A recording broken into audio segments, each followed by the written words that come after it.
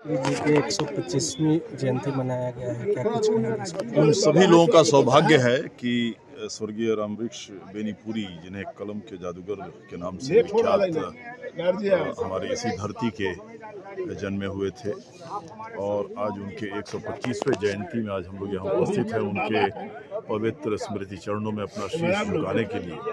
और मैं माननीय मुख्यमंत्री नीतीश कुमार जी का, बिहार सरकार जी का मैं धन्यवाद ज्ञापन करता हूँ कि उनके स्मारक के लिए यहाँ ज़मीन दी गई है और उस पर उसका निर्माण कराया जाएगा, उनकी पूरी स्मारक का। मैं उसके लिए बहुत बहुत धन्यवाद आदरणीय नीतीश कुमार जी को देता हूँ।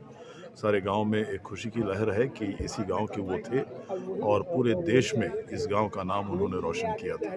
इसी कार्यक्रम में हम सारे लोग यहाँ आए हुए हैं। हम लोग का योगदान आज तक हुआ है या आगे भी होना होगा, उसमें कभी कोई हमारे जो जनप्रतिनिधि पीछे नहीं रहे हैं, क्योंकि ये बेनीपुरी जी पूरे देश के थे, किसी समाज के, किसी जात के नहीं थे। इस गांव के ज़रूर थे, लेकिन उनका नाम पूरे देश में चलता है। इसलिए हम लोग का कर्तव्य बनता है, पुनीत कर्तव्य है कि जो भी हम लोग से यहाँ हो सकेगा निश्चित रूप से हम लोग करेंगे। सर, सभापति महोदय, एक सवाल है कि आप लोग इस गांव में बहुत सारे नेताजी लोग आते हैं, आप लोग भी इस बार आए हैं। इस गांव में एक स्कूल नहीं है और उस स्कूल में है भी ढढरी वाला, उसमें शौचालय तक नहीं, इसको कैसे देखते हैं?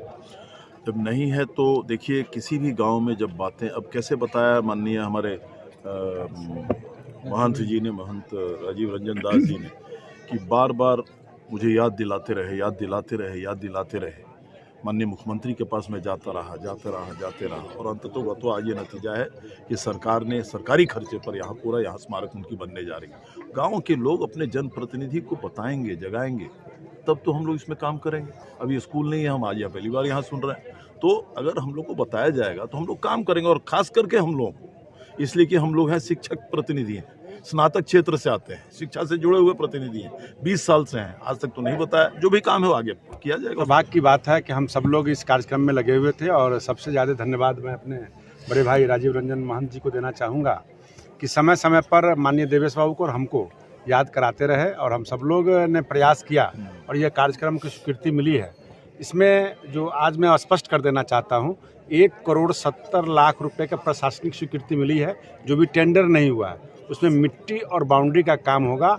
इसमें और भवन या पुस्तकालय की जो बात हो रही थी, जब मिट्टी और बाउंड्री का बात हो जाएगा तो फिर सेकंड फेज में प्रयास करके इस भवन का भी पैसा मिलने की उम्मीद है। तो निश्चित तौर पे इस बीच में हम लोग आते रहे और माननीय सांसद जी के द्वारा 2 कमरा बनाया गया, मेरे द्वारा उनकी प्रतिमा का अनावरण करवाया गया।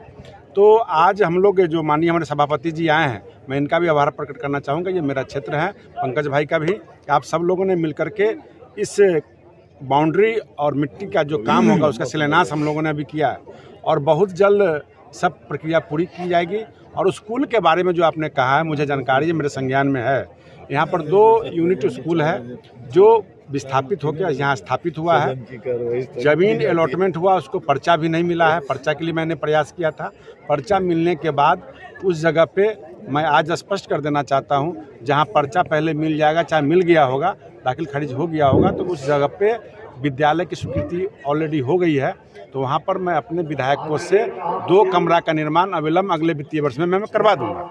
स्वर्गीय बेनीपुरी जी का एक जीवन का चित्र इनको मिल जाए, तो उस आधार पर हम मंत्री से आग्रह करेंगे, क्योंकि इनको बहुत ज़्यादा उपाधियों मिला है। साहित्य के क्षेत्र में इनको कलम का जादूगर कहा जाता है, तो टाइटल तो है। उसमें आग्रह करने पर अगर रेल मंत्री स्वीकार अगर करते हैं तो हो जाएगा, कोई बड़ी चीज़ नहीं है। इससे पहले भी तो जुब्बासनी के नाम से वहाँ पर स्टेशन हुआ है, तो अभी स्वतंत्रता सेनानी भी रहे हैं, तो हम कब प्रयास करेंगे। अभी सर, आपके सामने ही यहाँ के लोकल आदमी लोग कह रहे थे सांसद महोदय को क्षेत्र में नहीं देखते हैं, कैसे देखते हैं इसको? सांसद महोदय तो क्षेत्र में रहते ही हैं, जनता के लिए हर शनिवार रविवार को तो हम रहते ही मुजफ्फरपुर में। उसके बाद जिस दायित्व के लिए जो हमको चुने हैं, तो हमको तो हाजिर 100% रखना है लोकसभा में। वहाँ नेट पे सर्च करेंगे तो वहाँ लोकसभा में रहता है। और जैसे लोग कार्यक्रम में बुलाते हैं तो आते ही। आज यहाँ महंत जी बुलाए हैं तो आए।